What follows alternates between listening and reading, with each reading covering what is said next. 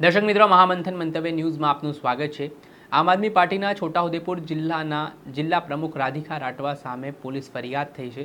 જ્યાં વાત કરીએ તો થોડા દિવસ પહેલાં સ્થાનિક સ્વરાજ્યના ચૂંટણીના પરિણામો જાહેર થયા, જેમાં છોટાઉદેપુરમાં આમ આદમી પાર્ટીએ આ વખતે ગાબડું પાડ્યું, ભારતીય જનતા પાર્ટીની પરંપરાગત બેઠકો પર કબજો કર્યો।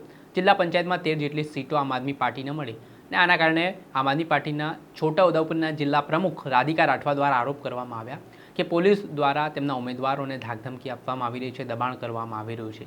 આ ઘટનાનો વિડીયો તેમણે સોશિયલ મીડિયા ઉપર પોસ્ટ કર્યો। આ ઘટના બાદ રાજકારણ ગરમાવાની શરૂઆત પણ થઈ હતી।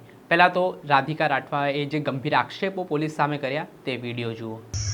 છોટાઉદેપુરમાં આમ આદમી પાર્ટીની જે બહુમતી આવી છે, કવાંટ તાલુકા અને છોટાઉદેપુર અને કદવાલ તાલુકામાં જે ટાઈ પડી છે અને 13 જિલ્લા પંચાયત જે આવી છે, અમારી આમ આદમી પાર્ટી એના કાર્યકર્તાએ ખૂબ લડત આપી, પણ હવે જ્યારે અમારે બોડી બનાવો અને સત્તામાં બેસવાનો સમય આવી ગયું છે તો પ્રશાસન, જે પોલીસ તંત્ર છે, એ અમારા ચૂંટાયેલા ઉમેદવારોને ધમકીઓ આપે છે, એમને ઓફરો આપે છે।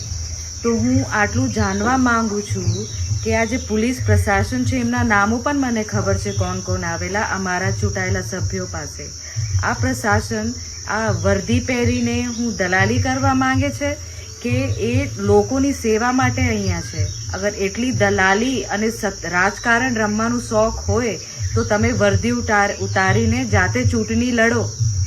આમ આદમી પાર્ટીના ઉમેદવારોને તમે દાદ ધમકી આપો છો અને એમને ખોટા લોભ લાલચમાં ફસાવા માંગો છો અથવા ખોટા કેસો કરી દો એવા તમે ધમકીઓ આપો છો, તો તમે આ કરવા શું માંગો છો?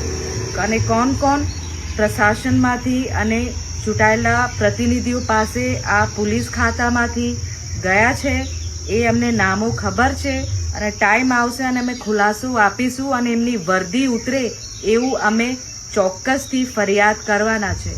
તો તમે ચેતી જાઓ, બીજેપીના તલવા ચાટવાનું તમે બંધ કરો।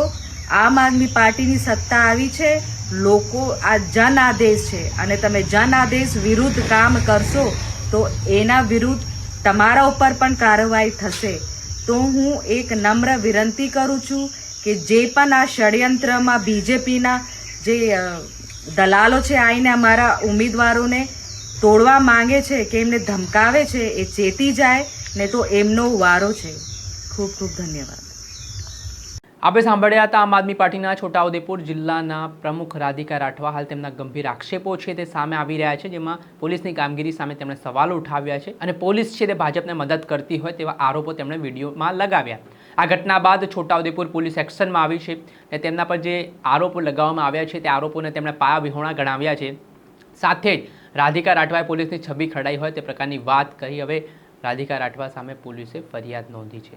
આ બાબતને લઈને શું કહી રહ્યા છે છોટાઉદેપુરના સ્થાનિક પીઆઈ, તેમને સાંભળો। આજરોજ પીએસઆઈ પગી સાહેબ તથા સર્વેલન્સ ટીમના માણસો સોશિયલ મીડિયા મોનિટરિંગ કરી રહ્યા હતા। તે દરમિયાન એક સોશિયલ મીડિયા આઈડી, જેમાં રાધિકા રાઠવા .app નામના ઇન્સ્ટાગ્રામ આઈડી પર છોટાઉદેપુર પોલીસ વિરુદ્ધ પાયાવિહોણા આક્ષેપ કરતો વિડીયો વાયરલ થયેલો, જે અનુસંધાને ઉપરી અધિકારીશ્રીને ધ્યાન દોરી અને ફરિયાદ દાખલ કરવાની તજવીજ કરવામાં આવેલી અને આગળની કાર્યવાહી ચાલુ છે। આપણે સાંભળ્યા છોટાઉદેપુરના સ્થાનિક પોલીસ ઇન્સ્પેક્ટર, તેમણે આ ઘટનાને લઈને જે આમ આદમી પાર્ટીના છોટાઉદેપુરના જિલ્લા પ્રમુખ છે રાધિકા રાઠવા, તેમની સામે જે ગુનો નોંધ્યો છે તેના કારણે રાજકારણ ગરમાવાની શરૂઆત થઈ છે।